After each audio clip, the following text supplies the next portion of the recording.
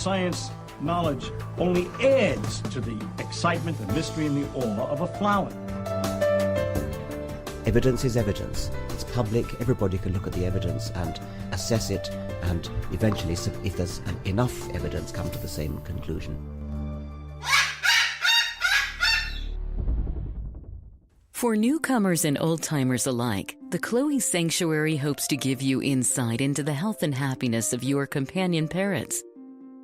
We hope to help you build happy homes using reliable and proven tools. The best homes are built on a rock-solid foundation. And the best foundation for a happy home is the bedrock of science. When we stand on the shoulders of giants, the scientists who have worked long and diligently to understand our companions, we can reach new heights of understanding. And understanding is the key to success.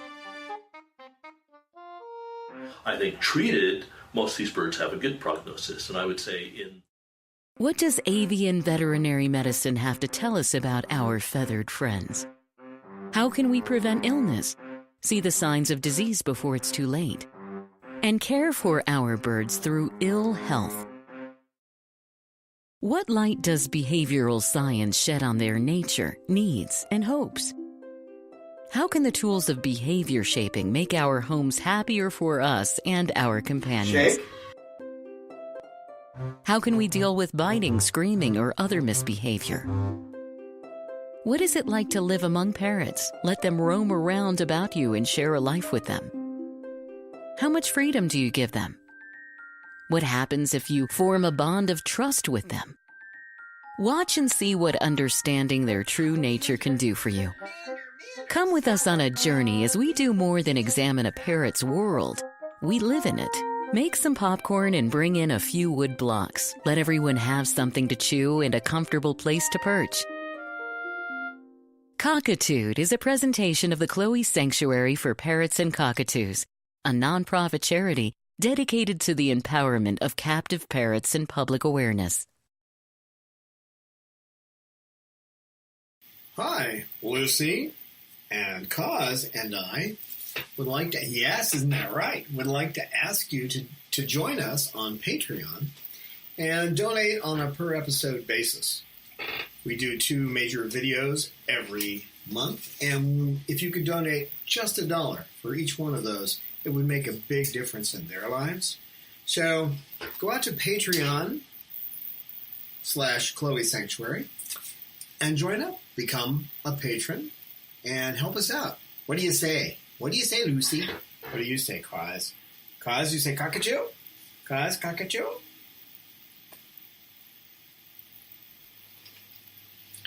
We'd really appreciate it if you'd become a patron. And if you could donate even $1 per episode, that's 2 episodes a month, just a couple of bucks, it would really help us out. So please, today, sign up at Patreon and help Lucy out, okay?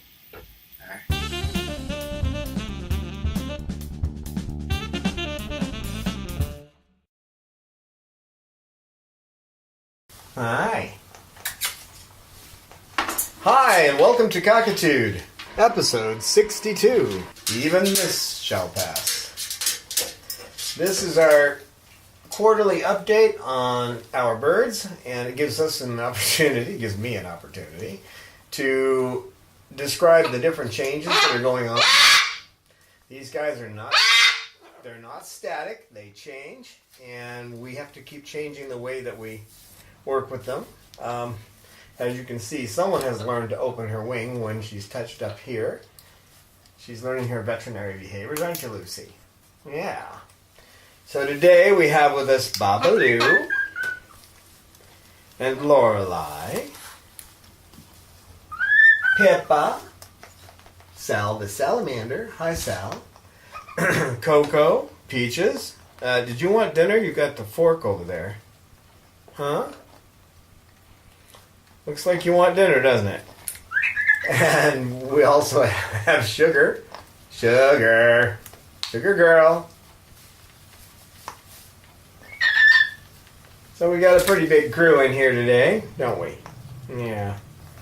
And Bob learned to preen from Lorelei, and now he's got his teacher there, and he's preening her. She's good about teaching everybody to preen. When you get a larger number of birds in a sanctuary or a rescue, you can have one bird teaching another bird to do things. And Lorelei is our resident preening trainer. Pippa, you don't have a job yet. No, you're just comic relief, Pippa. Yes, you are. The comic relief up there. And fanning me. You're very good about that. Yeah. Sal, what are you doing over there, big boy? So what we do in these episodes is we talk about each of the birds here and what kind of changes they're going through. We're going to start with Salamander. Sal. He's doing really well. His vital statistics, his physical statistics are fine. He's maintaining his weight. He's eating well. He's eating a variety of foods. Behaviorally, he still has his scream, as this is an example from before I came in the room.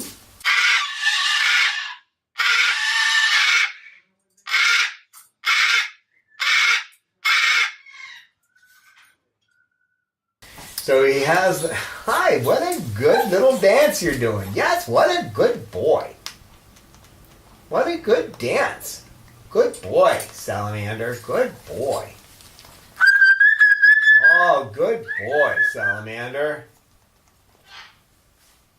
Now with him, he has the, he's making a sound that came from Dumb and Dumber. You know, when Jim Carrey says this is the most irritating sound. He learned it from Sugar, and she does. Yeah, I know. She does it very quietly. She just kind of cries, and you amplify it 100 times. Actually, yeah, that's right, Salamander. It kind of sounds like you're killing a small child. It's one of the more horrific sounds. So, I've gone through quite a repertoire on this. I've used several forms of positive reinforcement. I've used positive reinforcement with extinction. So, in other words, I've added things into the environment. I know. To reinforce behaviors that I like that sound. See, I'll tend to talk to him when he makes those really cute sounds, like that, right, Salamander? I've even used some, negative punishment. Negative punishment's taking away things in order to reduce or extinguish a behavior. That's all punishment is. That's reducing or extinguishing a behavior. It doesn't mean hitting somebody with a stick. That's the common term. We're using the actual behavioral science term, okay? So, negative punishment, he starts making that sound. I've taken him out of the cage he's in and put him in his night cage. I tried that, and then take him back to his regular cage, and then as soon as he starts doing it, dragging him back to his night cage. And he likes to play with paper, nesting, and there are a couple of factors I had in that. That's Chloe out there crying. She wants to be in here, but she's an instigator. She'll be in here after we've done the video. So what I tried to do there was take away his nesting materials. He likes to chew newspaper. So I took those away. That helped with one of his issues, which is not liking to come out of his cage. It helped with that. He was much more ready to come out of his cage in the morning and more ready to come out of his cage when you asked him in the main bird room. But it didn't slow down the vocalizations at all. So there are other interventions I tried, but I went through a huge list of the repertoire that we behaviorists use. So, and I had just heard about one on an ABA podcast that I listened to.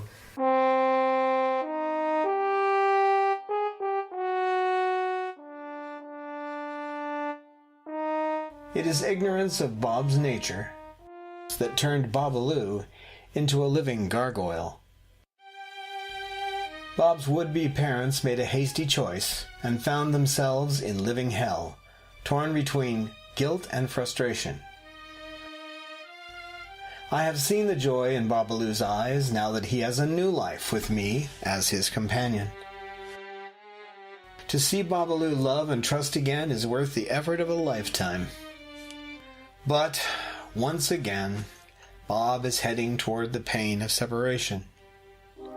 My heart nearly broke the day I discovered that he was heading toward a cloacal prolapse, that his life will be cut short.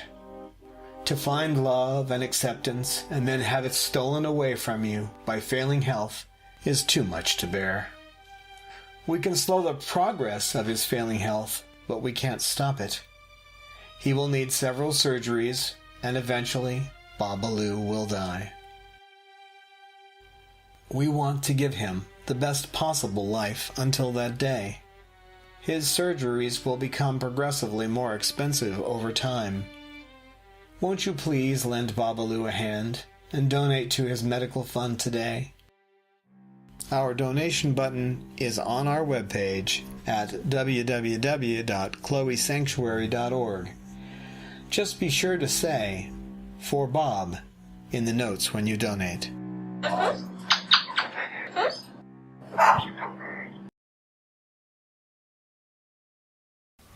And I had just heard about one on an ABA podcast that I listened to. It's called NCRE. It's non-contingent reinforcement with extinction. Okay, let me put that in simple terms. What that means is that it's non-contingent, so it doesn't matter what they do. It's not contingent on any behavior. You give them a reinforcer, which really isn't a reinforcer because you're not reinforcing anything.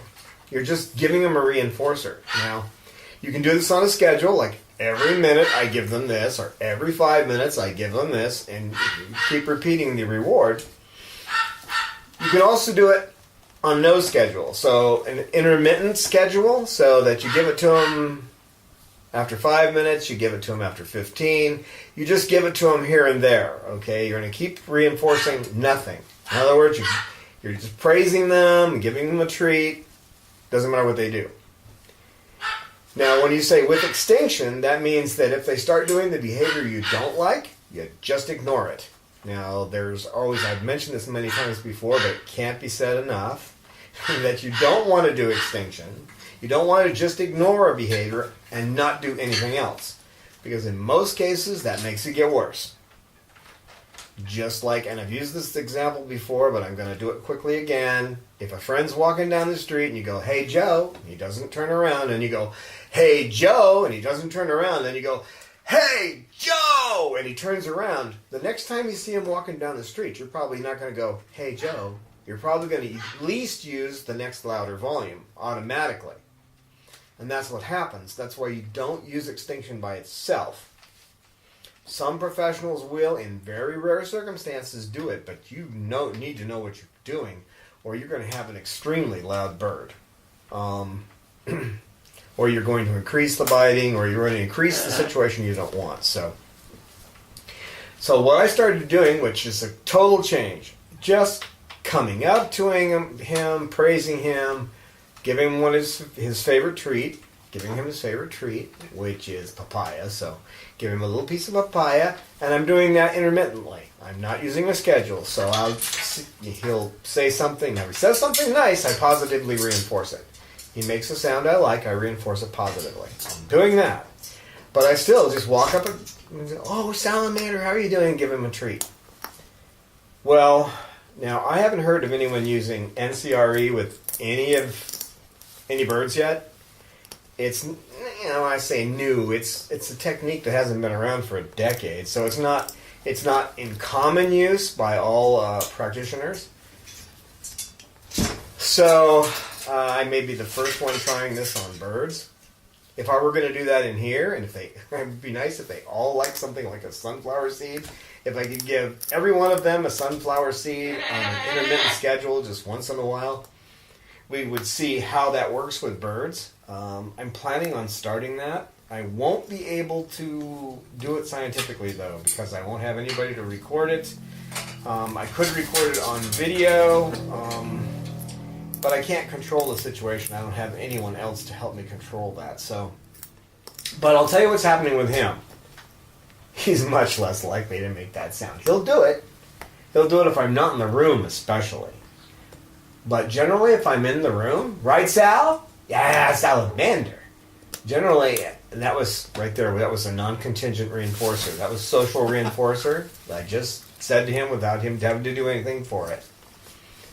I found that just giving him that extra attention and being positive with him on an intermittent schedule, his volume.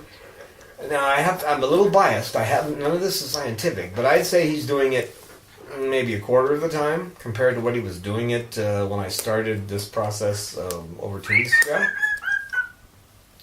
So let's go through that one more time. It's called non-contingent reinforcement with extinction. It's not really reinforcement because you're not reinforcing any behavior. You're just giving them a treat or praise or whatever it is, intermittently or on a schedule. Okay, so you either have a set time that you're doing it every 5 minutes, every 10 minutes, every minute, whatever. But it doesn't matter what they're doing. Okay? I would not do it, and I say with extinction, I will not give him that treat if he's making the sound. Okay? But that's because I'm trying to extinguish that particular behavior. So I'm not going to hand a reinforcement. I'm not going to hand a reinforcer to him at that time. But any other time, no matter what he's doing. See, if I were doing the non-contingent reinforcement and I wasn't doing extinction, then it wouldn't matter whether he was making that sound. And the only time that's going to change, whether I give him that reinforcer, what are you doing, Lorelei, is going to be based on him making the sound that I don't want. Otherwise, he gets it, whenever. If I come in, if I'm in a situation where I feel like giving him that reinforcer for nothing, I do. And if he's doing a positive behavior, I'll reinforce it. But he still gets a reinforcer regardless of what he's doing. So we'll see later on how that works with everybody else.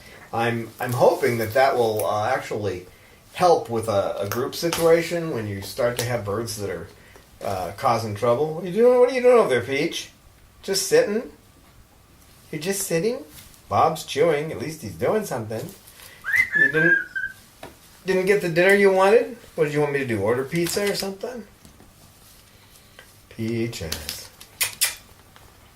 Peaches, you look sleepy. She was all fired up when she came in here. So let's make Peaches the next one. What do you say, Peach? What do you say, Peach? Now, a behavior she started recently, and it started out gentle. I'd go to get her out of the cage in the morning, and she would turn away from me, and I'd have to talk to her for maybe 10 or 15 seconds to get her to come out. Well, by just about 2 weeks ago, she had stretched that to where it might take me up to 5 to 10 minutes, or I may have to come back to her cage several times to get her to come out. So now she likes verbal reinforcement. Anyway, so now what I've been doing is when I go to her cage, I talk sweet to her, grab her feet, grab one foot, keep talking sweet, then slide my other hand under her, and just give her as much attention as I possibly can, and that's turning it around now where she's not arguing about getting out of a cage. Now, at first it was cute. I've mentioned that before. When it seems cute, that a bird's doing something, but later on it can become a problem. Let's say that you have a schedule. You have to get your bird out of the cage to get them into their day cage. I think you should have a night and day cage. So you need to get them out, or you need to get them back in because you're going to work, and they won't go. Okay? Now, at first that might have started as you go to say step up, and they just walk to the edge of the perch. That's where you should start to catch it, right there, okay? I didn't do that with her because she's so cute. And before long, it was, almost the end of getting everyone else out before she would come out of a cage. Now she's back to getting out of the cage on her schedule, which is the first bird. She's the first one to come out. So, again, the method I'm using is just to flood her with reinforcement for just being her. It's really a non-contingent reinforcement. Say, hey, Peaches, come on, let's go get breakfast. And do that whole thing, put my hand down and grab a hold of her foot. Now, she would pull away before when I did that. So I had to be sneaky about it and just keep talking as I do all this to get her to come out. Now, if I caught it early on, it wouldn't have been as big of a problem. She's also become much more animated and interested in things. She's currently off of her medicine for feather destructive behavior. She goes through periods during the year where she won't pluck. She only plucks her chest because her neck has 6 fused vertebrae, so she only plucks her chest. As long as she's not plucking, then I can take her off the medicine. So right now she's not on any meds. She's eating better. She's going into her cage and eating right off the bat. She had a period where she wasn't doing that, and I had to encourage her to eat. And now what I do, I try to distract her when I got her in the cage, and she has... I wouldn't recommend this for all birds because putting an electronic toy in there, they've got strong beaks. They could, even if it's a hard plastic toy, they could break it and possibly get to that battery. That's not going to happen with Peaches. She's not going to tear her toys up. She loves her puppy piano, and she's got another toy very similar to it. Actually, 3 toys very similar to it. So she goes in her cage, and I hit the button, and she can hear her puppy piano and watch the lights flash, and then she goes straight to eating. So getting her involved with the toy, talking to her as she goes in the cage, making the toy make some noise, it seems to be encouraging her to eat. Now, when you have a bird that's got an injury like she does, eating is not a pleasant thing. I mean, you're only eating because you need to in a lot of cases. And she can walk away from food. So she gets a wide variety of food. She's encouraged to eat. What are you doing, you silly bird? You're very silly. Don't get too close to the human mouth. It's a nasty thing, okay? Peaches is an amazing personality. Her daily maintenance requires dedication and mindfulness. She requires 2 forms of medicine, 7-course meals, and effort to entice her to eat.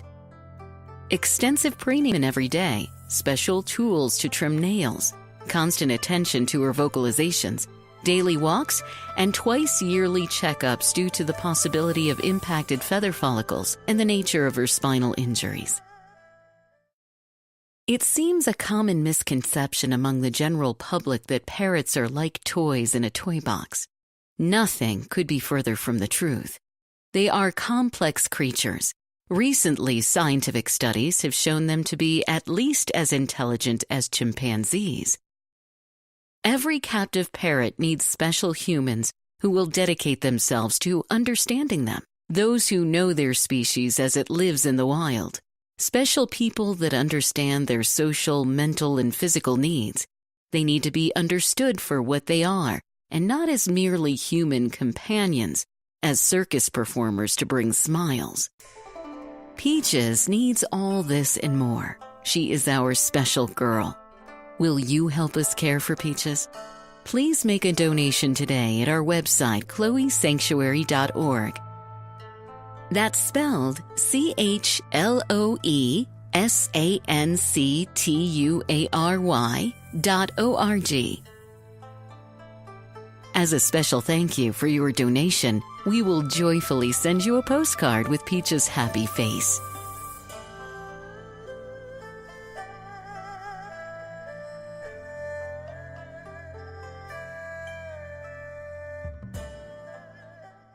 You don't want to get too close to a human mouth. Okay, Pippa? Pippa, now let's talk about the little Pip. Now this one, her primaries are looking better. She's still chewing a little bit up here. You can see how the feathers are curled, but she's not ripping them out anymore. Come on, Pip, let's show them. Let's show them. She's not getting any feathers back on her chest. Now, she's a bird that will actually pick these down feathers and eat them. So it's taken a while to get her dosage to where it needs to be. She takes haloperidol for the feather plucking. I know some people say that they don't care if their bird looks like this. All they care about is their happiness. Well, the reason they pluck is due to anxiety. So if you don't care if they're anxious all the time and if they're nervous and they're not feeling good, well, you see, you do care. You just don't realize that's the reason they look like that.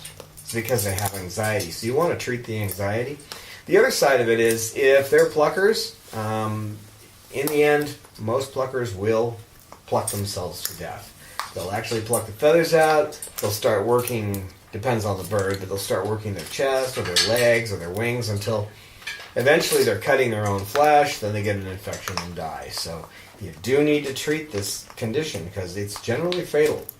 It's not just the way they look. The way they look mirrors what's going on inside, and you've got to treat what's inside. Right, Pippa? Oh, Pippa. Now, she's eating well. She's transiting over to our food.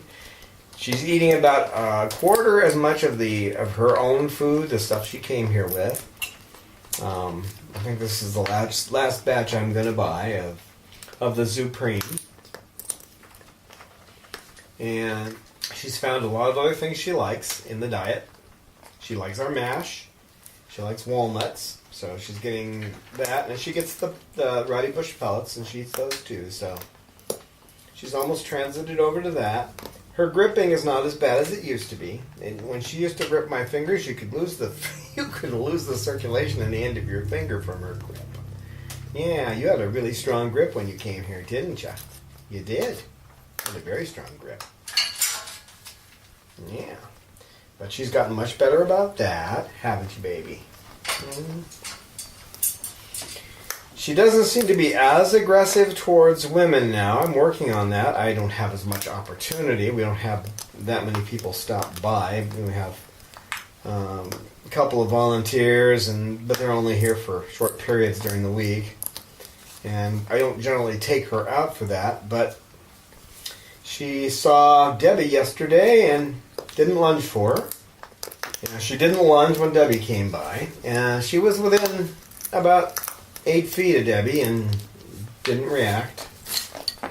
Now, part of that, too, was she was having her nails trimmed. So her mind was more on that than it was on something else. This is called a motivating operation. It used to be called an establishing operation. And what you're doing there is you got her, she's so caught up in having her nails, she was like the last foot was being done, so she was so caught up in having her nails done, and she was so focused on that having someone else come in the room, she didn't really care. She was just watching her feet. So she's doing well socially with the other birds.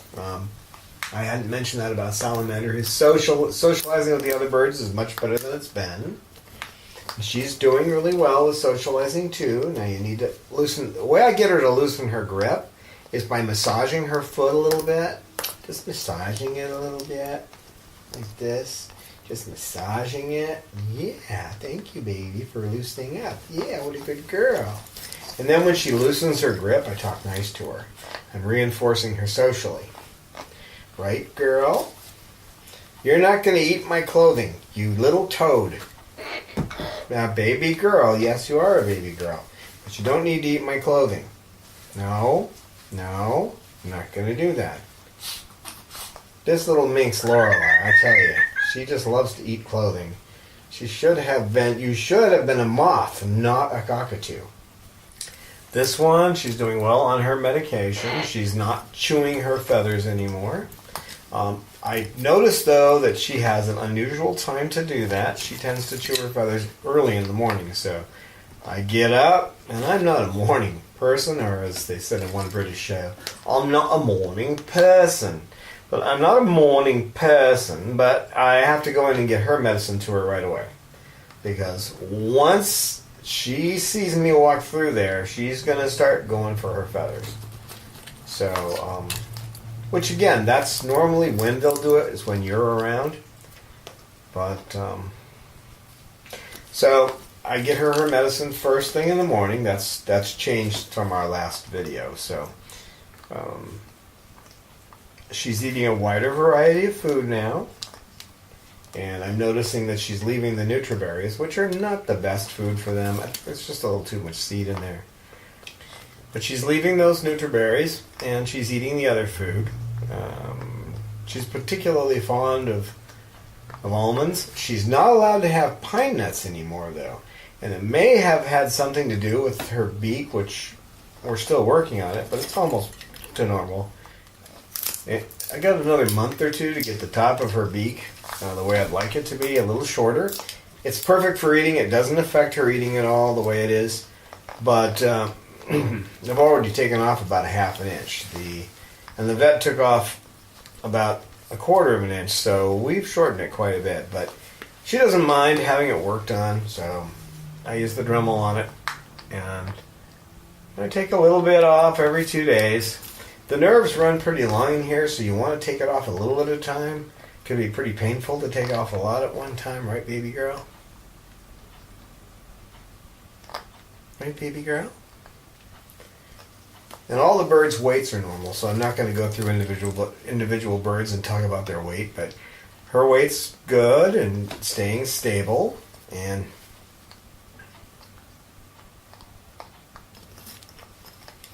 she's taken to sitting on my shoulder, and she's got a new behavior that I'm working with, which is she will yell at me when she wants something, so I'm trying to change that sound from more like a honking sound into something more pleasant. Not that it affects me, I don't care. It doesn't bother me. I just don't think it's a good behavior for her to have. You know, later on down the line, I'm not going to live forever. Somebody else might find that sound irritating, and she might not be able to find a home. So it's the same with Salamander. Salamander, good boy, Salamander. That's a good boy. That's a good boy. Yeah, that's a good bird. That's a good bird. So when you have something like that, you have to think of the future as well. Right, baby? Yeah. She still likes to hitchhike. She grab a hold of your clothes when you walk by and just hang on to your clothes and go with you. I'm encouraging her to come in and be in the kitchen with me while I'm doing my cooking in the morning. And most of that's pressure cooker cooking, so we're not talking about any hot oil or anything that can affect her lungs. So getting her more social. She does have a tendency to just stare at the wall sometimes, so if I catch her doing that, I get her off into other behaviors. She was doing that when I went out to get her today. She was staring at the wall, and she's not used to being around other birds, so this is good when she gets in here and feels comfortable and the other birds are around. Right, girl? Right, girl? She's learning her veterinary behaviors. She learned to flip over. She's learned to open her wings. She's learned to let me play with her beak. Lorelei, leave my pants alone, you monster. You little monster. You're so silly. Lorelei's doing well. She's socializing with just about every bird here. The only bird she doesn't get along with is Cause. She's eating well, aren't you, girl?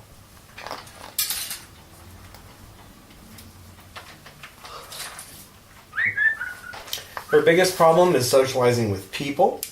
So whenever anybody from any of our volunteers or someone from the board of directors comes by, we don't actually have visitors here.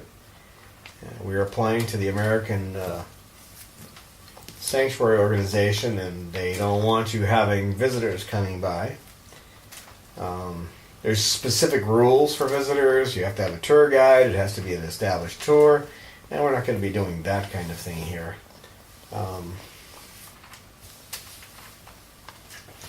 But every opportunity I can, I get her close to people and get her interested in people, and she's starting to show more interest when people show up. She's flying over. She's one of our frequent flyers. She likes to fly, so she's been flying since she fledged, haven't you, baby? So she'll fly over close to them. Now before, she would fly high and up to a spot where she could watch them closely. A lot of distrust there, right, Lorelei? And you just don't trust those people. No. No. She has feather destructive behavior. Its onset was at adolescence. When I had to stop her from trying to mate with other birds, she started plucking. And I keep trying to drop the level of her haldol, but it just doesn't work. If you get that level down too low, she starts plucking again. Baby girl. What, sweetheart? What do you want? You need to go to the bathroom or something? You want to go up there? I think I can reach it. Here, you want to go up there? All right, you don't have to. I don't know where you want. I don't know what you want. I don't know what you want. No. You don't have to get off my hand if you don't want to.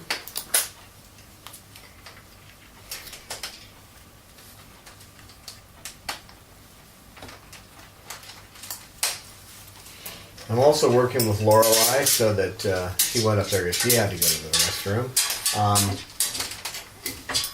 I'm also working with her to start getting her to get along with Cause. Cause is not in the room because she started having some issues with Bob again. So I'm going to be working with her and getting them over that tonight when I don't have to focus on the cameras. Right? Right? Yeah. Coco is doing extremely well. Her vocalizations in the room have dropped. If you've noticed, she hasn't been crying. She cried for a few minutes when she saw the cameras were up, and now she's doing just fine. Right, Coco? Right, Coco? She's getting a little bit nippy if you stop petting her again, so I'm working with her. Basically what I'm doing is if she gets nippy, I withdraw my hand and I stop petting her. And that seems to be working. And then as soon as I start petting her, maybe 30 seconds later, I praise her for being good. And then if she starts nipping, she doesn't hurt, she just nips, turns and gives you a beak, but doesn't actually break the skin or anything. If she does that, then I pull away again. That's extinction with rewarding good behavior. I'm probably going to put her on a schedule where I give her a treat every minute while she's not nipping. And as soon as she starts nipping, I'll reset the timer, and she can't have her treat. Her primary treat is papaya. She's not pulling any feathers. She's doing fine on her medicine. She's active and alert, aren't you, girl? The main issue I'm working with her is on the nipping. And she doesn't hurt you. And it's not like she hurts you, but just remember that little nip or turn around and just where she beaks at you can turn into a real bite. So you have to make sure you catch it in the beginning. And she does it. It's obvious why she does it. She wants to get away from there. Lorelei, get off my chair. Lorelei, get off there. Lorelei, get off the chair. Lorelei, get off the chair. Come on, Lorelei. Thank you. Good girl. Good girl. That's a good girl, Lorelei.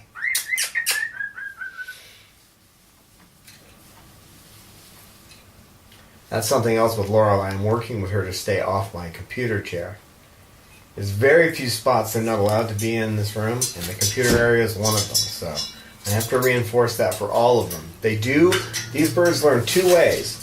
They learn through modeling, which is watching what someone else does, and when they get what they want, and also through vicarious learning, when a bird does something and it gets hurt in the process, or it doesn't work out in their favor, they learn that way too.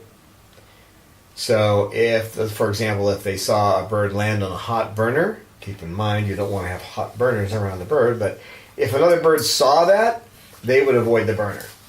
They're smart. They figured that out. A lot of animals just tend to learn through modeling, but these guys learn also vicariously. So, right, Bob? Let's talk about Babaloo. The Babaloo. He still has his major health problem. He has a prolapse, and he had surgery, and basically had it sewn tighter. And I would say from the looks of it right now, he's got about another 2 months, give or take, before he has to go in again for another suture. He'll have I don't know, 1, 2, 3, 4 more sutures, and then he'll have to go in for major surgery. So he's been screaming a little bit more lately. He makes a honking sound that he'll just go on about every 2 seconds and just keep doing it. He's been doing that a little bit more lately. So what I've been doing with him is, if only at specific times, before they get ready to go to roost for the night, I will put him in his cage if he starts that screaming. So I put him back there. In that room, you can close the door and it gets really quiet.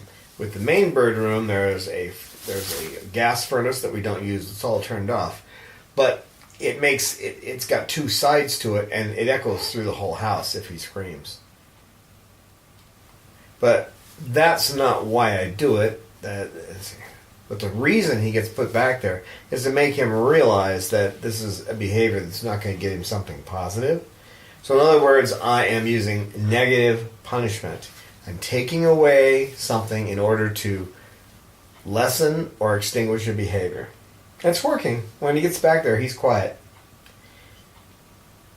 I don't think he understands yet what's going on. But once he figures it out, he'll stop making the sound in the main bird room. He's no dummy. I haven't been able to communicate to him to the point where he understands that sound is what makes him go back there. I don't think he figures that out. Because he's a smart guy, and when he figures things out, he tends to do things that are in his favor. And going to his night cage early is not in his favor. It's going from a large cage to a small cage, so. Right, Bob? The only thing that's in there is his nightly meal, and I know he likes that stuff, but his behavior with people is much better. He's been out in public recently, and everybody loved him, and he was dancing and having a good time, so.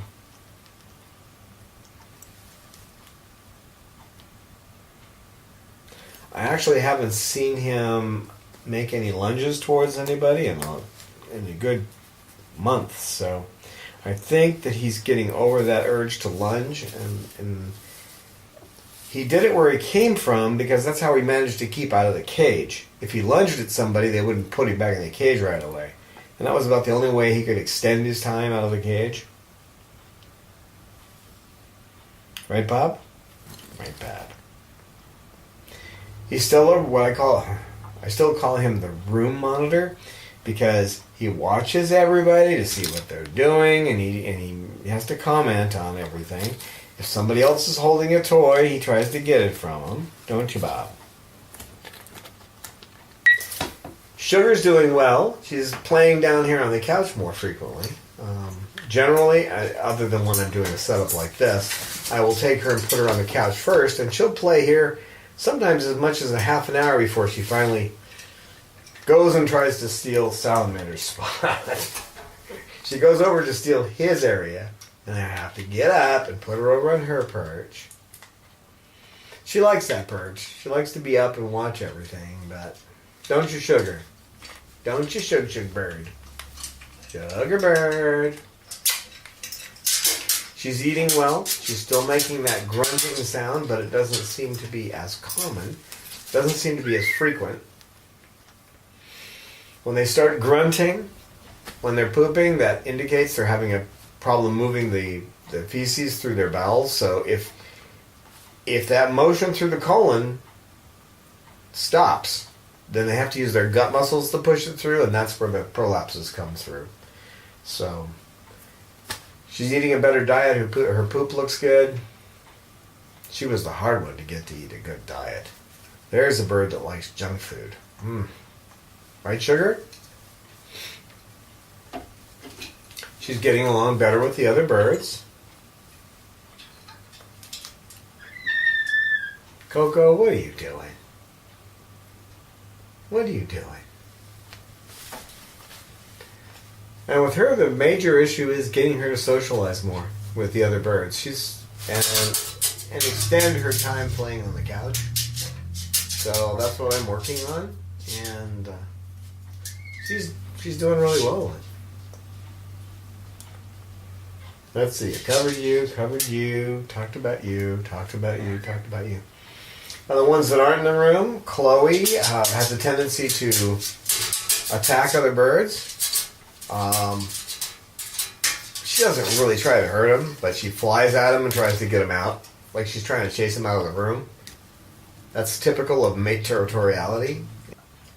She and Snowball are no longer a mated pair.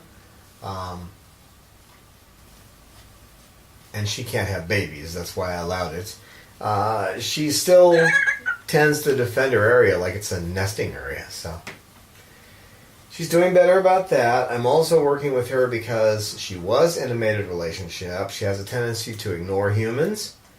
You can talk to her and she won't even look at you. It just kind of puts her head away like this. And she doesn't do anything that you could consider negative, but she doesn't do anything that you could consider positive either. Now she talks to me. You know, she doesn't speak in English anymore, but she makes cute sounds if you start talking to her. And so I'm encouraging that. And I encourage her by petting her and saying, good girl.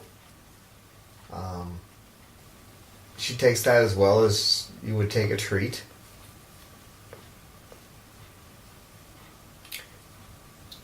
Snowball is doing well. The issue with Snowball is that he's gotten a little lethargic since I stopped playing Frisbee with him as often. He gets to play Frisbee a couple of times a month. He used to get to play it every day, but he just was running around acting like a crazy bird. And he was starting to appear aggressive. And I'm not sure that if, being that he played Frisbee so much, if that had some effect on his mate aggression with Chloe. But he obviously wants to play Frisbee more often, and sometimes it almost looks like he's sulking. But he does get to play it occasionally, a couple of times a month. I'm going to see if there's some way I can work in a Frisbee a little bit every day without him completely losing it. I mean, it got to the point where if you walk by and he was in the back room, he'd grab the Frisbee and just look at you. Like dogs do, grab their toy. He was just like that. Or he'd be sitting on it, staring at you. Like, let's play. And then he couldn't stop. He'd just be playing and playing and playing until he'd get tired. Then he'd just play. And there was something going on there that was not making him as friendly to other birds. I've noticed his aggression level to the other birds is way down. He used to try to chase Cause. He used to go after Chloe. And he's not doing any of that since I worked on extinguishing, in this case just lessening, his playing with the Frisbees. His aggression level has dropped. So sometimes if you see they have a certain activity, like in this case being very active, chasing something, playing with something, if they're showing aggression, if you can actually remove that, get that out of their environment, not necessarily all of it, but lessen that, then you can watch to see if that's going to affect their behavior in the long run.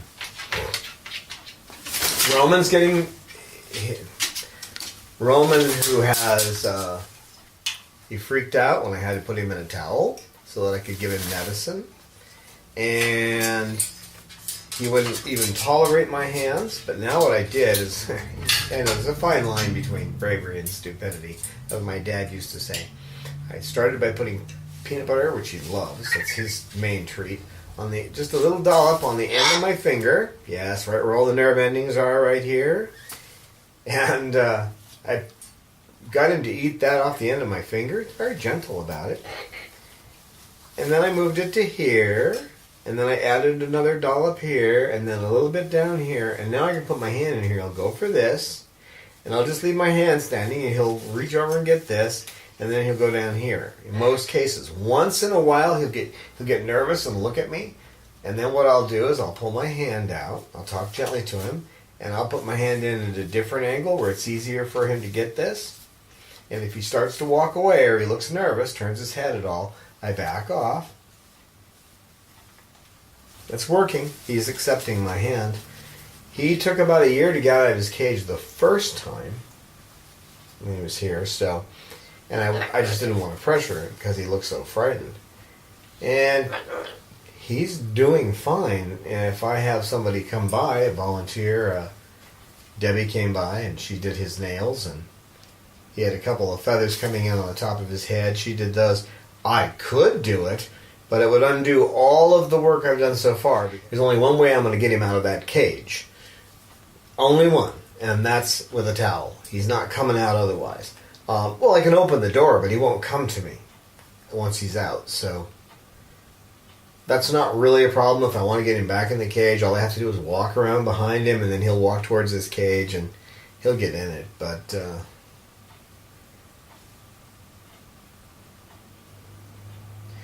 next plan is just to open his cage door, sit there in a chair, and talk to him, read him a story. Start doing that every day. So that's my plan starting tomorrow. We'll see how that works out. When he starts seeming like that's okay, then I'm going to go to letting him out of his cage and sitting in a chair and reading a story to him and seeing if he'll come over to me while I'm doing that, if I have peanut butter in my hand. So little by little, we'll get him back to where he'll step up for me. But here's the thing. If he has to go to the vet in a hurry and I have to put him in a cage and he won't get in the cage, then I've got to towel him and I have to start all over. So I'm working hard to try to think of some other way to do that. Cecil's been a pleasure. The issue that's probably most prevalent with him is his taking a toy and jamming it in your face. If he's got a toy, he's not good about controlling it. He is getting a little better because if he touches my face with a toy, I look at him and I go, no. I say, no, don't touch me with that. He's all fired up, so he's bouncing around with a toy. Then what I'll do is I'll grab a hold of his toy and just hold it up slightly. So he has to pull on it, and I'll hold it up there, and I won't play. I'll just hold it up there until he finally lets loose a little bit. He won't let go, but he'll just kind of let loose, and then I'll let go of the toy. Then if he comes up to my face, I grab it again and hold it out. He doesn't like it being pulled away from my face. He's more of a FaceTime bird. I mean, he literally gets to my face every night, and he'll look at me like this for maybe 5 or 10 minutes. Every night. Cecil plays FaceTime bird. He's going through about 2 toys a day, so that he's got a lot of work. Most of the birds here are, a toy every couple of days. He's 2 toys a day. Right? It's pretty obvious that these guys are always changing, so keeping your eyes open to those changes and adjusting things so that you help them make better choices in their lives. Preparing them for a future that may not be with you, because at some point we're all going to die and they live a long time. Right, Peach? Right, Peach? Right, Peach? Right, Peaches? Oh, hey, Peaches. Right, Lorelai? No comment on Lorelai.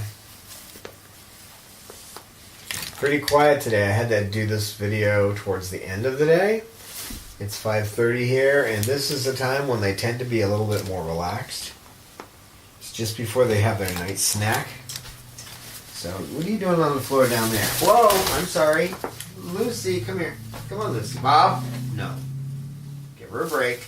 She just lost her balance. It's all right. It's all right. It's all right. It's all right. It's okay. It's okay.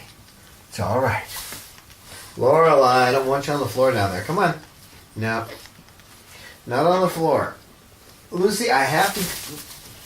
Lucy, I got to get her off the floor. No, no. Yeah, you're not going underneath the couch. Nope. That's not going to happen. Nope, you little minx. But you know what? You can say goodbye. You can say goodbye, Lorelai. Lorelai. Say goodbye to the people. Lorelai. That's not saying goodbye, it's hanging in my face. Say goodbye to the people, Lorelai. Mwah. We'll see you next time. Right, Lorelai?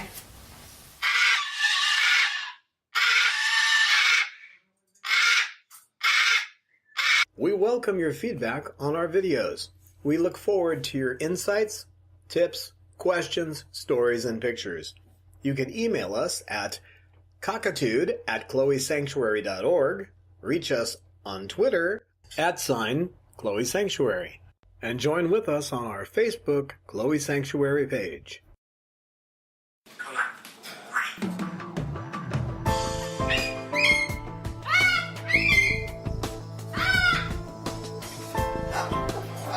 Science knowledge only adds to the excitement, the mystery, and the awe of a flower.